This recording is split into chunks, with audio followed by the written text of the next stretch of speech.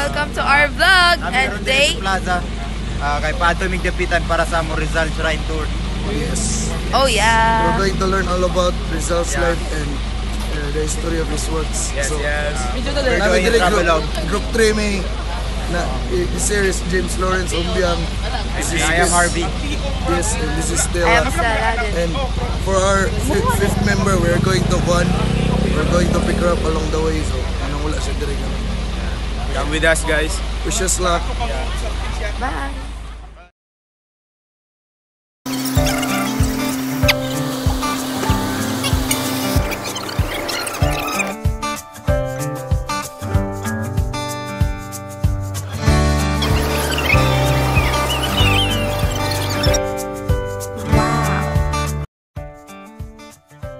Inigsulod mo sa cathedral sa left side, makita nimo ang Padre Francisco Pallola SG exhibit.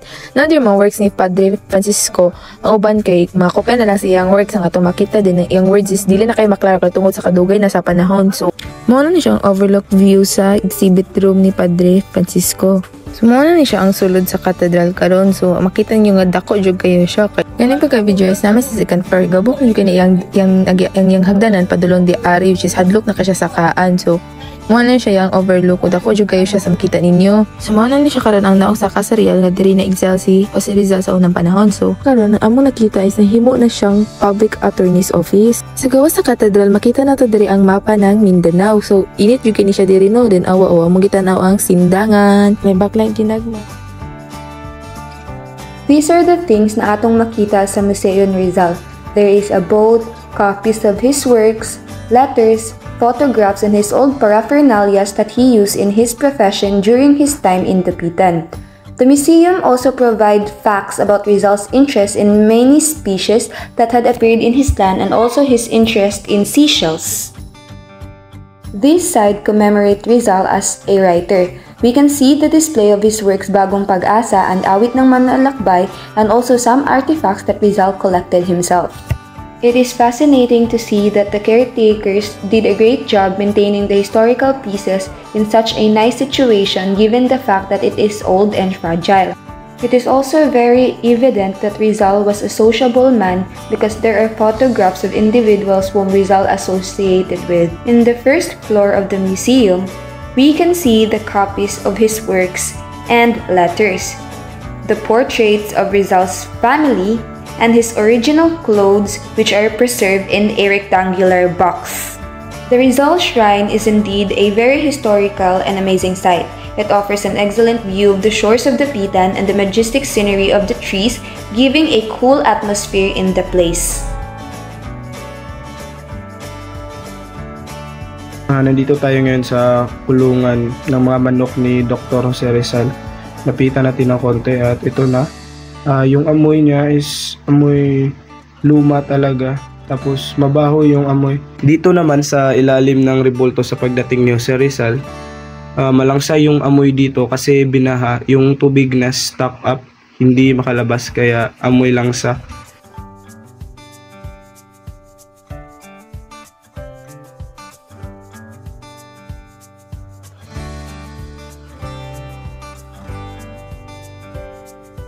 Hinawakan ko rito yung statue ni Rizal, medyo bago pa siya. Tapos pumunta kami sa St. James Parish Church. Tapos pagpasok namin, dumiretso agad kami sa hagdanan. Tapos eto, nasa hagdanan na kami, medyo malog yung hagdanan at natatakot kami baka mag-collapse siya. Kaya hinay-hinay lang kami. Tapos isa-isa lang din umakyat. Yan, umakyat na kami. Isa-isa lang. Yan, nasa itaas na kami nagtitipon. Tapos dito pagdalaw ni Valenzuela sa Dapitan, hinawakan ko at nakikita ang statue ni Rizal at Valenzuela at medyo bago pa siya. Ito naman yung replika ng Casa Quadrada ay medyo bago pa at ang hagdanan ay matibay pa naman at ang lamesa ay medyo bago pa rin. Ang map guide naman ay may konting kalawang nasa iba't ibang parte. May kalumaan na yung replika ng mga bahay ni Rizal pati ang mga gamit dito. Pero matibay pa rin naman siya. At dito nasa water system na kami. Yung water system niya ito, akit kami sa hagdanan. Yung hawakan may kalawang konti pero yung atas yung niya hagdanan may lumot konti kaya medyo madulas. Kaya nag-iingat rin kami baka madulas kami. Yung tubig naman medyo hindi siya malinis at hindi nakikita yung ilalim kaya medyo parang nakakatakot puntahan. Pero ayan, marami lang talagang lumot.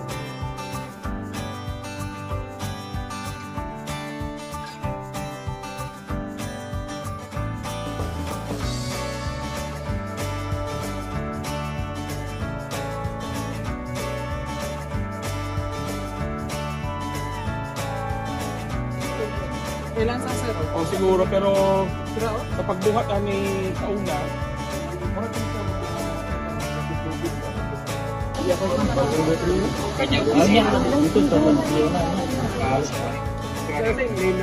Gary Oros from Sindangan.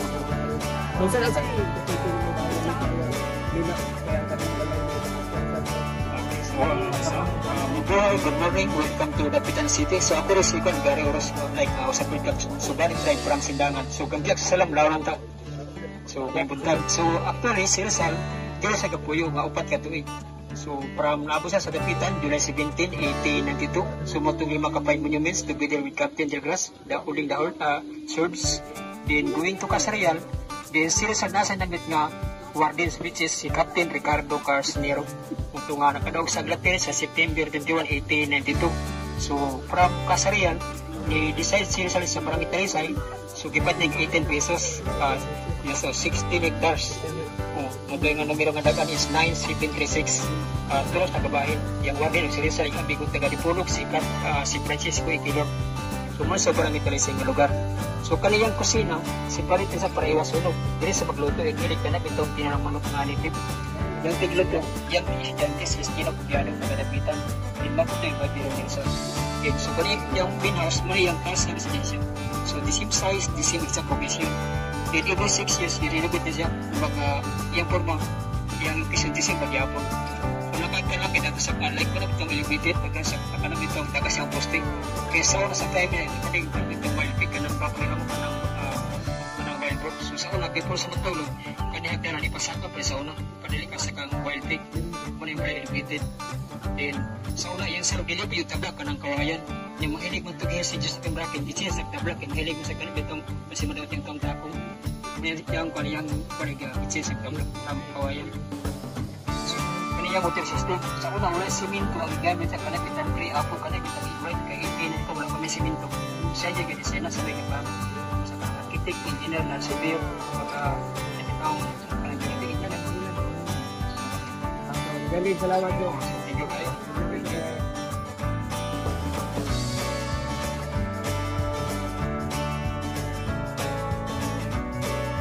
After na ko natilawan si Valenzuela kay ganang curious ko nikawan ko ice cream kay mga gilood ko kay taya tapos ako mga groupmates po nag-snack po sila namalit sila og drinks pero sa panda sila na pero include po namo kaya film mo siya sa trip namalit sila og juice tapos after na mo nag-snack nangawa na po may atong dapitan delicacy nga tinagaktak na yun lami siya oily pero magtagak-tagak ay tinagak-tak man yan kitagahan na po naman si Rian.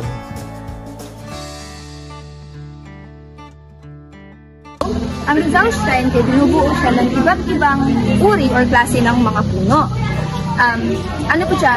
Bugnaw ang iya ang area kay abilig sa like natatabunan siya ng mga puno.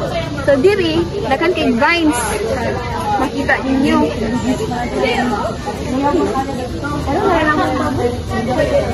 Then karon nga day which is like bago pa siya ni ulan like basa pa ang iyang lupa.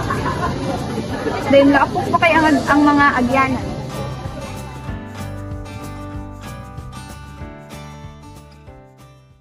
So akong na-feel sa kanang self-ready. Kapo jud siya, gikan parang sa pagbiyahe kay mataog kadlawon. Dayon, ang sa bus pa jud gikan nang dili ika-as-in katarong og bigla, natulugod ka kay tayo kayo. So kapo jud kay siya pero abot pa jud mo kapo kay sa biyahe dayon kanang uncomfy kay kasi mo lingkuran kay kasama jud kay. Oh, dito mo lingkuran kay layo ka ang biyahe din. Kaya in kahigda o tarong or like katulog kay pag-uyog yung ulo. Pero okay naman po kay enjoy man po kayo siya dayon. Daghan po kayo kitang nakuha nga learning and enjoy po siya. lagi kami layo kayang location sa among jadtuan. Ang comfy kayo ang biyahe kaya ako makauban dito kay buha ko laki dito pa din ako classmate na grabe lagi kasapit pa jud ko dili kalingkod kay nagpahapit ra ko tas worth it raman pud gihapon siya kay daghan ako ganda discover about ni Jose Rizal pero ang balay dito jud dila sa Jose Rizal dito kay dili tayo mahadlo ka siya magkanayon nagtan-aw niyo sa daghang tawo mga sa siya. So ako abot ban kapoy sa kay katong time wala dito tulog ato kay hindi ko ganahan mabiyahan sa bus. Pag-aabot na mo sa bus, sabi na ako makatulog ka sa likod pero perting ko nawa sa ipit kaya na lang ko na ako kabalong naabot na ng dipolog din. Pag-abot na maglapitan ko so na-realize na ako din na-realize na ako na si Rizal din kay Pansa dili lang sa ordinary nga dato nga hindi ng Pansa kanang dili lang siya ordinary nga dato like not just the power as is one of the individual more just ako So, ako regarding sa trip, ito parehara sila pero regarding sa whole on sa historical trip ako para na ako feel na ko ganahan ko balik despite sa akong mga na-learn sa Dapitan sa museum sa landing port ay tapos sa uban pa nga mga lugar sa church despite everything I've learned kanang about sa pinabuhi ni Rizal ang mga oras maba na dito so pero na ko ang feeling na ko ang ako na feeling na balik even though dagang ko na learn para na ko napadyo ko lang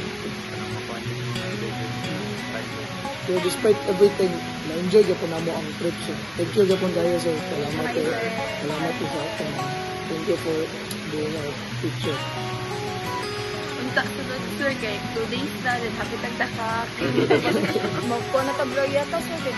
Kuha na tong may kabayo. Kasi next time mabalot yung story.